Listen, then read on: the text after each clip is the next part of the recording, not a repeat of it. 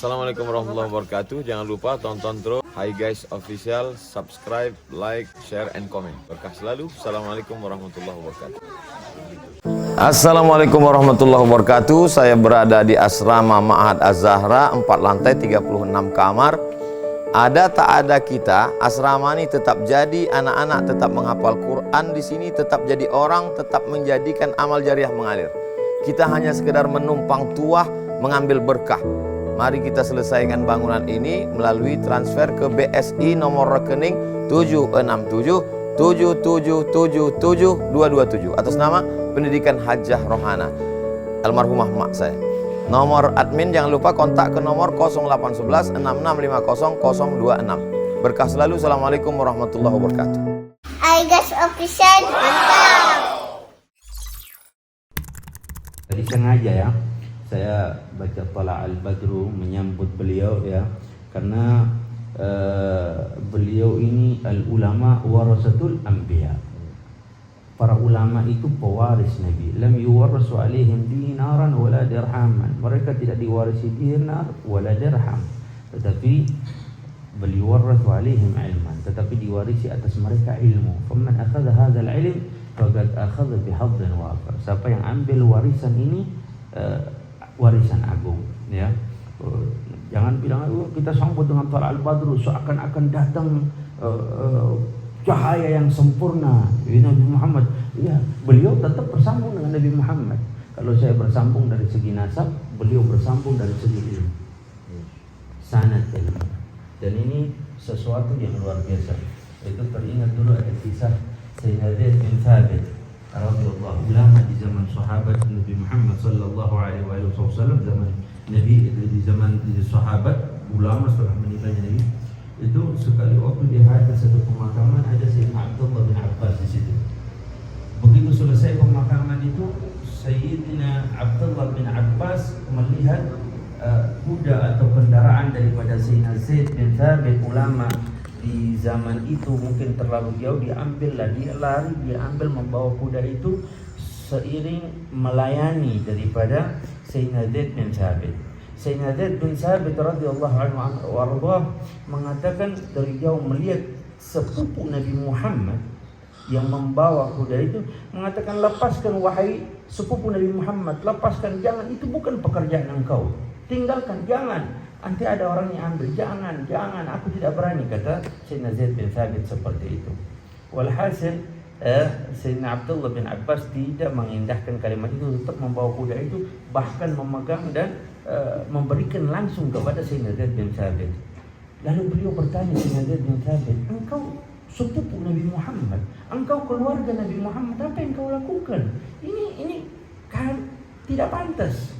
Maka dengan senyuman indah daripada seorang Abdullah bin Abbas, Sayyidina Abdullah bin Abbas, beliau mengatakan, beginilah kami diperintahkan di dalam memuliakan para ulama. Mendengar kalimat itu, Sayyidina Zaid bin Thabit pun langsung memegang tangan daripada Sayyidina Abdullah bin Abbas, mencium, dan Sayyidina Abdullah bin Abbas menarik tangan itu, tidak mau. Kenapa engkau tidak mau? Beginilah, kata Sayyidina Abdullah bin Abbas, aku tidak pantas, aku bukan seorang ulama, kau lebih alim, kau lebih ini, begitu. Tetapi jawaban daripada Sayyidina Zaid bin Thabit, ketahuilah wahai sepupu Nabi Muhammad, beginilah kami diperintahkan di dalam memuliakan keluarga Nabi Muhammad sallallahu alaihi wasallam. Jadi kiai habaib yang mungkin sekarang ini dibentur-benturkan di ini, nggak ada, kita ini satu. Kita semua bersambung dengan Nabi Muhammad sallallahu alaihi wasallam. Maka alhamdulillah, ini beliau, saya tadi ini tuan guru ini kalau datang cahaya, kalau pulang cahayanya ketinggalan di situ. Ya, ada pantun perlu dicatat ini. Siap ya. Masuk high gas nanti. Ikan hiu pakai dumpul. Kita semua love was full. Itu word insyaallah. Jadi ini bagian dari cinta. Ya. Tidak satu pertemuan Allah tetapkan ini pertemuan kecuali Allah menginginkan ada kebaikan di sini. Mudah-mudahan sebagaimana kita dikumpulkan di tempat ini, di rumah yang penuh keberkahan ini, khusus Syekh Perwet, Pak Muhammad dan Bu Nurul. Mudah-mudahan Allah berikan rahmat kepada kita semua yang hadir, dan hajat-hajat kita juga dimudahkan oleh Allah Subhanahu wa taala. Kepada Tuan Guru kami persilakan bertafadhal masykur wa ma'dzura. Bismillahirrahmanirrahim. Assalamualaikum warahmatullahi wabarakatuh. Alhamdulillah, wassalatu wassalamu ala Rasulillah. Allahumma salli ala Sayyidina Muhammad wa ala ali Sayyidina Muhammad wa ala alihi wa sahbihi wa man tabi'ahu wa ma'wala. Yang sama-sama kita hormati Sayyidi Al-Habib Rifki Al-Hamid. Dalam tradisi orang Melayu, kalau pantun itu mesti dijawab dulu ada pantun. Ikan hiu makan katu, I love you too. Kalau pendek juga. Yang sama kita hormati Saibul Bait Bapak Muhammad, Ibu Nurul, putra beliau Ahmad, Bapak Ibu-ibu, sahabat-sahabat semuanya. Insyaallah kita semua dimuliakan Allah Subhanahu wa taala. Ada kenikmatan yang sifatnya materi, benda. Zuyyina lin-nasi hubbus syahawati minan nisa, istri, wal banin, anak, wal qanatiril muqantarati minadz zahabi wal fiddah, perhiasan, emas, perak, cincin, gelang, rantai, antik, wal an'am, binatang ternak, hewan tunggangan, wal harth, kebun. Dzalika mata'ul hayatid dunya. Itu semua adalah perhiasan dunia, benda materi. Tapi ada yang non materi, yaitu ketika kita ketemu dengan kawan, dengan sahabat. Alhamdulillah saya buat pertemuan itu semua. Ada pertemuan alumni SD, ada pertemuan alumni SMP, alumni SMA, alumni sebelum ke Mesir sempat di IAIN, kita buat pertemuan angkatan 96. Besok ketemu alumni Al-Azhar angkatan 98, alumni Sudan. Di Malaysia saya tidak selesai, cuma 1 semester. Kemudian saya datang ke kampus itu, ada acara. Kata profesor guru besarnya, Ustadz adalah alumni. Saya bilang, saya 1 semester di sini, Prof. Ada aturan baru, 4 hari pun dianggap alumni juga. Jadi kebersamaan itu, mana yang lebih hebat nikmat Allah, antara materi atau yang non materi? Maka dalam hadis dikatakan, man ahabba ayyusata lahu fi rizqihi wa yunsa'a lahu fi atharihi. Siapa yang mau bertambah materi, bertambah yang non materi, falyasil rahimahu, hendaklah dia selalu menyambung tali silaturahmi. Jadi kelihatannya saya tausiah itu sebenarnya isinya silaturahmi semua. Setahun sekali ke Ambon ketemu dengan Habib Rifki, setahun sekali ke Sumatera Selatan ketemu dengan Habib Mahdi bin Syihab, setahun sekali ke Malang ketemu dengan Habib Muhammad bin Anis, setahun sekali ke Madura ketemu dengan Ustadz Fauzi Tijani. Jadi hampir setiap daerah itu isinya ya itu, ketemu kawan-kawan, ketemu sahabat. Penyesalan yang tidak dapat terulang ketika kita mau ketemu, kemudian ada satu dan lain hal penghalangan tidak datang, tiba-tiba teman yang kita ingin jumpa ada yang lebih cepat dari keinginan, yaitu ajal. Maka sejak itu beberapa kawan sahabat saya selalu memaksakan diri untuk buat pertemuan walaupun setahun sekali. Kemarin satu grup motor mampir ke rumah dari Bukit Tinggi. Nama merek motornya enggak disebut. Oke. Yang besar, bodinya besar, NMAX. NMAX. Saya tanya, berapa peserta yang datang se-Indonesia? Dari Papua pun hadir. Semuanya 1000 Ustaz di Bukit Tinggi. Terus acaranya apa? Acaranya nggak ada, ngobrol-ngobrol aja. Lama saya merenung. Begitulah keinginan untuk sekedar ngobrol, tukar cerita. Masih mau bersilaturahmi dengan komunitas orang bisa bersama biasanya ada kesamaan, sama-sama hobi satu merek. Pertemuan antara grup pancing, ini nggak ada ngobrol, mancing aja.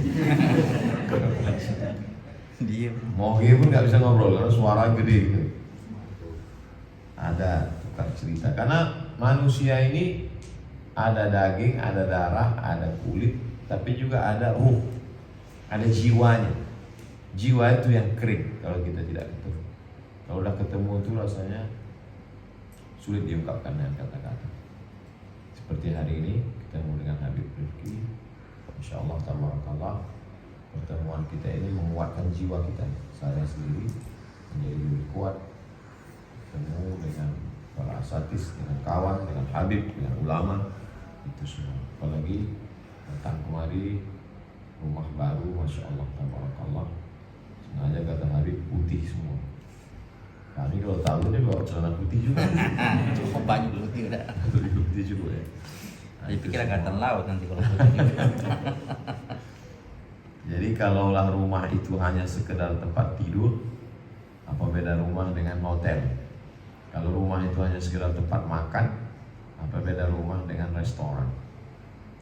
Jadi rumah adalah disebut sebagai maskan dari kata sakinah. Rumah tempat menenangkan hati dan jiwa. Ketenangan itu diperoleh di rumah. Semakin besar kota, biasanya banyak rumah yang di luar rumah menawarkan ketenangan-ketenangan. Rumah musik, rumah spiritual, rumah macam-macam. Tapi sebenarnya ketenangan itu palsu semua. Ketenangan yang hakiki adalah maskan, rumah. Rumah disebut juga sebagai manzil, tempat turun. Biasanya orang pergi ke gunung untuk mencari kehidupan. Nanti dia sebelum petang gelap matahari dia akan turun ke bawah. Rumahnya di bawah, manzil, tempat turun. Rumah disebut juga sebagai bait. Bait artinya tempat tidur di waktu malam. Siang untuk mencari rezeki, malam orang akan pulang ke rumah. Jadi banyak sekali sekarang orang membuat rumah tapi tidak dipakai untuk tidur, hanya dipakai untuk sesuatu yang lain. Dia sudah di luar fungsinya. Jadi kita tidak adil. Jadi rumah sebagai manzil, tempat turun, rumah sebagai maskan, tempat ketenangan, rumah sebagai bait, tempat kita mendapatkan istirahat yang full. Istirahat mata dengan tidur, istirahat hati dengan ketemu orang-orang tercinta, dengan anak, dengan istri, dengan teman-teman, dengan sahabat-sahabat. Membuat rumah dengan niat menyambut tamu, karena tamu adalah memperpanjang umur dan melancarkan rezeki. Maka kalau mau melihat orang beriman, iman itu tidak kelihatan, dia dalam hati. Lihatlah bagaimana kata Nabi, "Maka yu'minu billahi wal yawmil akhir falyukrim dhaifahu."